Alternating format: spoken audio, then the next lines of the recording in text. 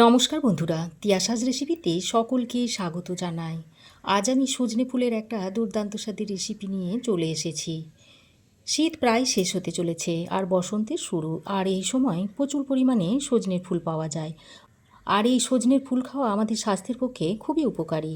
আর এই বসন্তের শুরুতে সজনের ফুল খেলে শরীরে অনেক রোগ উপশম হয়। তো আমি এখানে বেশ কিছুটা সজনের ফুল নিয়েছি। আর দেখুন, এরকম কয়েকটা কুঁড়ি সমেত সজনের ফুলও নিয়েছি।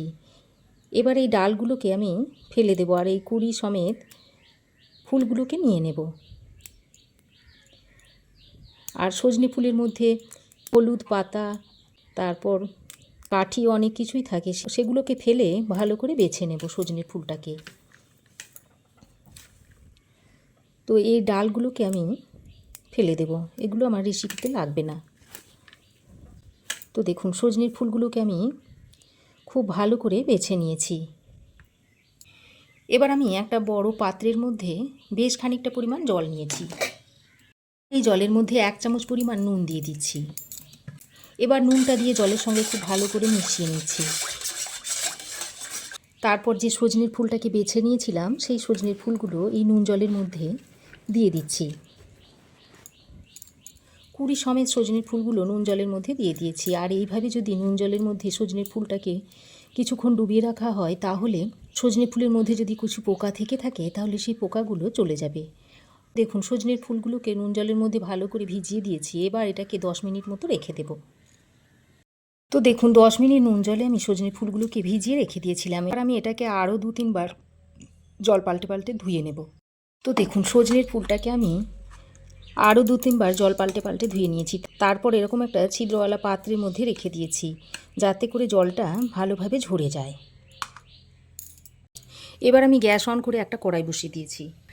তারপর এই শুকনো কড়াইয়ের মধ্যে জল ঝরিয়ে রাখা সজনে ফুলগুলো দিয়ে দিচ্ছি। সঙ্গে অল্প পরিমাণে একটু নুন আর হলুদের গুঁড়ো দিয়ে দিচ্ছি। এবার এই নুন আর হলুদের গুঁড়োটা দিয়ে সজনের ফুলটাকে শুকনো কড়াইয়ে এইভাবে একটু নেড়ে চেড়ে সজনে ফুল থেকে জলটাকে শুকিয়ে নেব। তো বন্ধুরা, সজনের ফুল তো আপনারা অনেকভাবেই খেয়েছেন। একবার এইভাবে আমার মতো করে সজনের ফুলটা রান্না করে খেয়ে দেখবেন, একটুও তেতো ভাব থাকবে না। তো দেখুন বন্ধুরা, 3-4 মিনিট মতো সজনের ফুলটাকে আমি শুকনো কড়াইয়ে নুন হলুদ দিয়ে নেড়ে চেড়ে নিয়েছি। আর দেখুন, এর থেকে জলটা শুকিয়ে গেছে আর পরিমাণে দেখুন অনেকটাই কমে গেছে। তবে আপনারা যদি বেশি পরিমাণে তৈরি করতে চান, তাহলে সজনের ফুলটা একটু বেশি করে নিয়ে নেবেন। তো এখন আমি এই ফুলটাকে তুলে নিচ্ছি একটা পাত্রের মধ্যে। তো দেখুন, সজনের ফুলটাকে আমি একটা পাত্রে তুলে নিয়েছি। এবার আমি এই কড়াইটাকে পরিষ্কার করে ধুয়ে আবারও বসিয়ে দিয়েছি গ্যাসে। এবার কড়াই গরম করে এর মধ্যে দিয়ে দিচ্ছি এই 2 চামচ মতো সর্ষের তেল।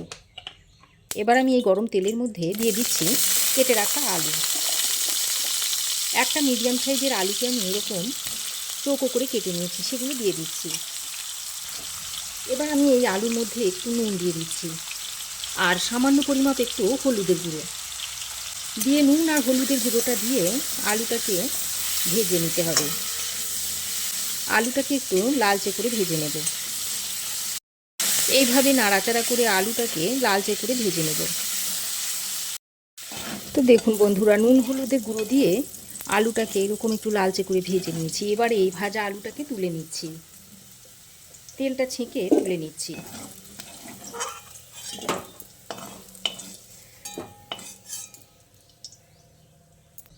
আলু ভেজে তুলে নিয়ে ওই তেলের মধ্যে 1/2 চামচ মতো 5 ফোড়ন দিয়ে দিচ্ছি। দিয়ে দিচ্ছি একটা শুকনো লঙ্কা চিড়ে আর একটা তেজপাতা দিয়ে দিচ্ছি। তারপর ফোড়নটাকে ভালো করে নেড়ে চেড়ে মিশিয়ে নিচ্ছি।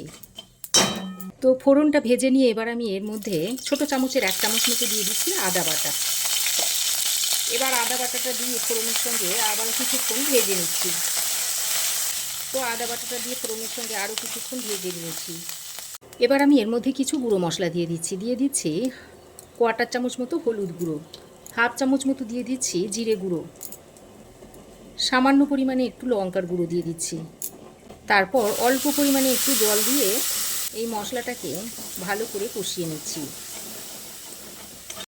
তো জল দিয়ে গুঁড়ো মশলাটাকে বেশ কিছুক্ষণ ধরে কষিয়ে নেওয়ার পর এবার আমি এখানে 1 চামচ মতো সর্ষে আর পোস্ত বেটে নিয়েছিলাম, সেটা দিয়ে দিচ্ছি। বাটিতে সামান্য পরিমাণে জল নিয়ে সেটাকে দিয়ে দিচ্ছি। তারপর আবারও সব কিছুকে একসঙ্গে ভালো করে নেড়ে চেড়ে মিশিয়ে নিচ্ছি। তো সব কিছুকে একসঙ্গে খুব ভালো করে নেড়ে চেড়ে মিশিয়ে নিয়েছি। এবার আমি বেশ কয়েকটা মটরশুঁটি ছাড়িয়ে নিয়েছিলাম, সেগুলো এখানে দিয়ে দিচ্ছি। খুবই সামান্য পরিমাণে মটরশুঁটি এখানে দিয়েছি। মটরশুঁটিটা দিয়ে আবারও মশলার সঙ্গে কিছুক্ষণ নেড়ে চেড়ে মিশিয়ে নিচ্ছি। তো মটরশুঁটিটা দিয়ে খুব ভালো করে মশলার সঙ্গে কষিয়ে নিয়েছি। আর দেখুন মশলা থেকে খুব সুন্দর তেল ছাড়তে শুরু করেছে। এবার এই পর্যায়ে আমি ভেজে রাখা আলুগুলো দিয়ে দিচ্ছি। আলুগুলো দিয়ে মশলার সঙ্গে ভালো করে নেড়ে চেড়ে মিশিয়ে নিচ্ছি। তারপর যে সজনের ফুলগুলো শুকনো কড়াই ভেজে রেখেছিলাম সেগুলোকে দিয়ে দিচ্ছি।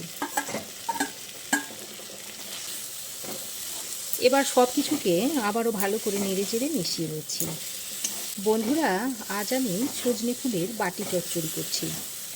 আর সাধারণত বাটি চচ্চড়ি বাটির মধ্যে করা হয়, তবে আজ আমি কড়াইয়েই আপনাদের বাটি চচ্চড়িটা তৈরি করে দেখাচ্ছি। ভিডিওটা প্রথম থেকে শেষ পর্যন্ত দেখতে থাকুন, আশা করছি আপনাদেরও ভালো লাগবে। এবার আমি এর মধ্যে অল্প পরিমাণে গরম জল দিয়ে দিচ্ছি, যাতে আলুটা ভালোভাবে সেদ্ধ হয়ে যায়। আর এই পর্যায়ে আমি আরও অল্প সামান্য পরিমাণে একটু নুন দিয়েছি। আগেও আমি নুন ব্যবহার করেছি, সেই বুঝে নুনটা দিলাম। তো নুনটা দিয়ে আলু আর সজনে ফুলের সঙ্গে খুব ভালো করে নেড়ে চেড়ে মিশিয়ে নিচ্ছি। তারপর একটা ঢাকনা লাগিয়ে 4-5 মিনিট মতো রান্না করে নিচ্ছি। তো দেখুন বন্ধুরা, ঢাকা দিয়ে আমি 4-5 মিনিট মতো রান্না করে নিয়েছি। আর দেখুন আলু খুব ভালোভাবে সেদ্ধ হয়ে গেছে। এবার আমি এই পর্যায়ে কয়েকটা ভাজা বড়ি দিয়ে দিচ্ছি।